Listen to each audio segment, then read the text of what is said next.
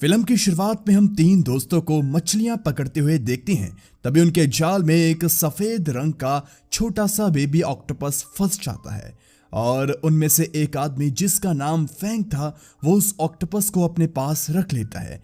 क्योंकि ये ऑक्टोपस बाकी ऑक्टोपस से अलग था, इसलिए फैंग अपनी गर्लफ्रेंड जीमो को उसके बारे में बताता है, क्योंकि जीमो एक साइंटिस्ट थी। साथ ही वो उस ऑक्टोपस को देखकर बताती है कि इस ऑक्टोपस में जरूर कुछ खास है, इसलिए अगर इसे तुमसे कोई खरीदना चाहे तो तुम उसे ये ऑक्टोपस ना बेचना। जिस बात को फैंग मान जाता है। वहीं दूसरी तरफ एक भीड़ भाड़ वाले बीच पर एक जायंट ऑक्टोपस लोगों पर हमला कर देता है और देखते देखते वो कई लोगों की जान भी ले लेता है। साथ ही वहां के बाकी बचे हुए लोग किसी तरह अपनी जान बचाकर भागते हैं। इसके बाद अगले सीन में हम एक गेल नाम के आर्मी ऑफिसर को देखते हैं जो कि एक अनजान जगह से लिन नाम के आदमी को कुछ लोगों की कैद से छुड़वाता है। दरअसल लिन एक बहुत बड़ी बायोटेक कंपनी का मालिक था जहां पर तरह तरह की रिसर्चेस और एक्सपेरिमेंट होते रहते थे और इन्हीं एक्सपेरिमेंट्स की वजह से उसे किडनैप किया गया था। अब छूटते ही लिन जिमो से जाकर मिलता है, क्योंकि वो एक अच्छी साइंटिस्ट थी, इसलिए लिन उसे अपनी कंपनी की एक खास रिसर्च जिसमें वो लोग जीन्स और म्यूटेशंस जैसे सब्जेक्ट्स पर काम कर रहे थे, इसमें लिन उसे शामिल होने का कहता है। मगर इसके लिए पहले तो जिमो मना करती है, पर जब लिन कहता है कि इसके बदले वो उसकी अगली 5 साल की किसी भी रिसर्च को फंडिंग करने के लिए तैयार है तो जिमो मान जाती है। अब लिन अगले दिन सीधा फैंग से मिलने के लिए जाता है, जहां वो उसे उस बेबी ऑक्टोपस के बदले ढेर सारे पैसे ऑफर करता है,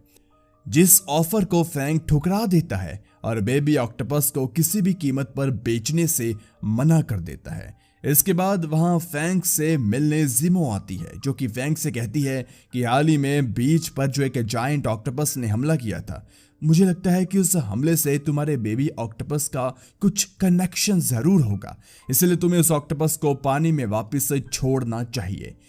लेकिन फैंग जिमो की इस बात को मानने से इनकार कर देता है, क्योंकि उसे लग रहा था कि बीच पर ऑक्टोपस वाली घटना होना एक महज इत्तेफाक है, इसके अलावा कुछ और नहीं। और साथ ही वो अपने ऑक्टोपस को छोड़ने से भी मना करता है, जिस बात से नाराज होकर जिमो वहां से चली जाती है। इसके बाद जिमो लिन की लैब में काम कर रही होती है तो उसे सैटेलाइट की मदद से पानी में कुछ हलचल दिखाई देती है, जो कि कोई और नहीं बल्कि जायंट ऑक्टोपस था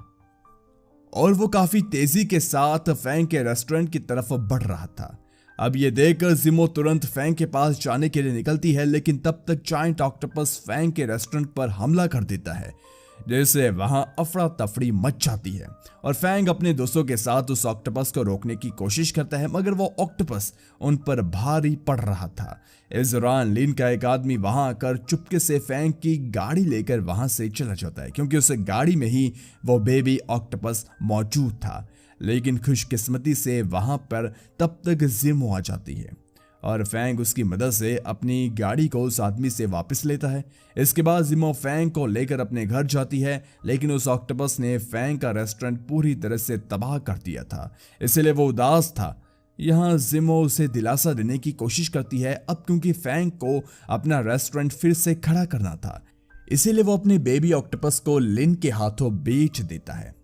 जिस बात से जिमो उस पर गुस्सा करती है, क्योंकि उसे लग रहा था कि उसके इस बेबी ऑक्टोपस की वजह से ही शायद जायंट ऑक्टोपस ने ये सब किया।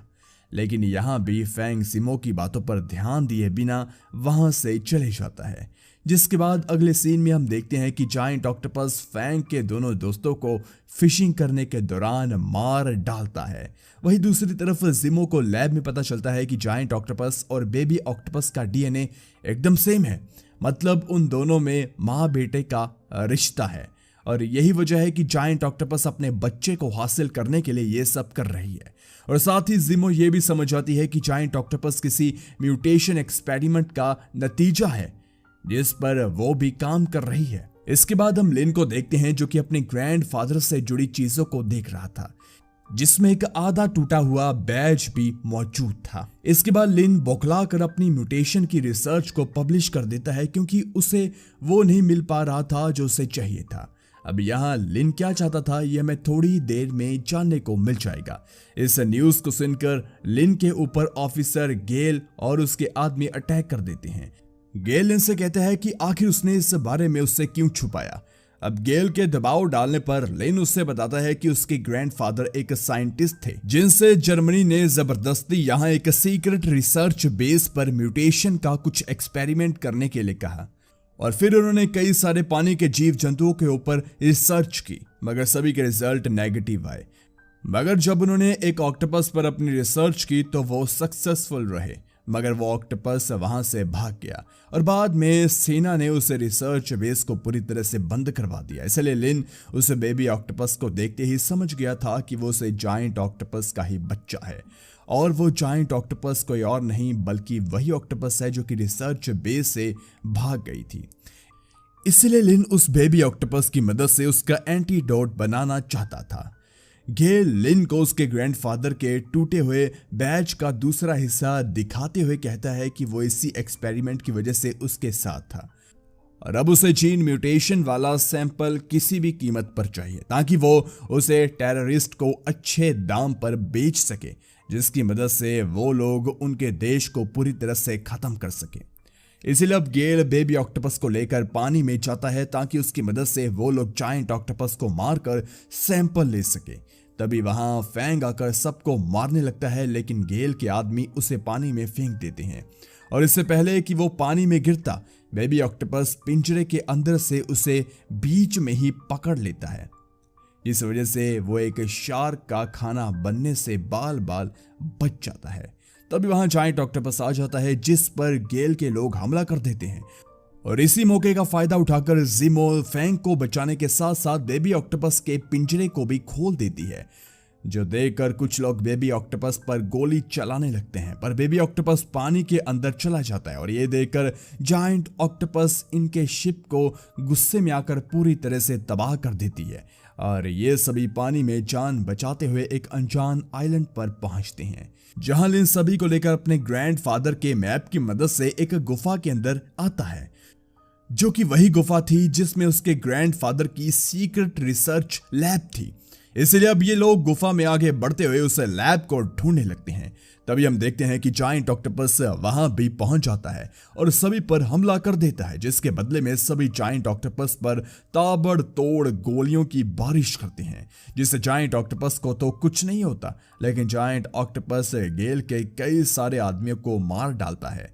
और बाकी लोग उनसे बचते हुए उसी खुफिया लैब में पहुंच जाते हैं, जहां गेल लिन से असली म्यूटेटेड सैंपल को ढूंढने के लिए कहता है, जो कि सक्सेस हुआ था। और फिर लिन सैंपल्स को देखने चला जाता है और जल्द ही एक सैंपल वो लेकर गेल को देता है, जिससे गेल जिमो को टेस्ट करने के लिए कहता है, और जब जिमो सैंपल चेक करती है तो वो टेस्ट फेल हो जाता है, मतलब कि लिन ने उसे गलत सैंपल दिया था, और इस बात से गुस्सा होकर गेल लिन के पैर पर गोली चला देता है, और इसी वक्त इनके ऊपर जायंट ऑक्टोपस हमला कर देती है। इसका फायदा उठाते हुए फैंग और जिमो घायल लिन को लेकर जायंट ऑक्टोपस से बचने के लिए एक जगह छुप जाते हैं। इधर ऑक्टोपस गेल के लगभग सभी आदमियों को मार डालता है,